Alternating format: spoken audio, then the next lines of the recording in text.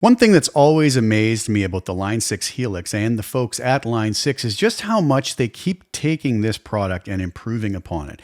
We got constant firmware updates, and with each firmware update, it just seems to get better and better, although relatively speaking, it is a fairly old device. Recently in the studio here, I've been very fortunate to add to my amp collection what some might feel is one of the finest amps being made today, and this is an amp by the fine folks over at Two Rock Amplifiers. So what I have here is a Two Rock Studio Signature in combination with the Two Rock 112 closed back cabinet. I have to say this amp is truly incredible. Whenever I have an amp like this in my studio, I always like to take the time to do a quick comparison with the Line 6 Helix. Now, some folks might say, well, you don't actually have a Two Rock amp model in the Helix, and that's very true. But what I thought I would do is do a blind test. These blind tests are always fun. Again, I don't really think that this proves anything. I find it's just more interesting and people seem to enjoy these videos. So what I've done here, the method we're going to use today is I'm going to play you two sets of two clips. So the first one is with the guitar volume on 10. And what I've done is I've recorded a DI guitar, reamped that through the real Two Rock Studio Signature head and cabinet mic'd up with a Royer R10 microphone. I've reamped that track and captured it, dialed into a way I thought that the amp sounded really nice. Then I captured the same little riff played with my guitar volume rolled back to 6. And I wanted to do this because I wanted to compare not only the tone, but also how the amp model in the Helix reacts, if it reacts like a proper tube amp does. And we know it does just from our past experience with it, but I thought it would be kind of a cool little step to take. So I've taken this guitar DI with the guitar on 10, another with the guitar on 6. I've reamped them through the Two Rock Studio Signature, head and cab mic'd with a Royer R10 ribbon mic. Now, I also went back and I took that same signal chain,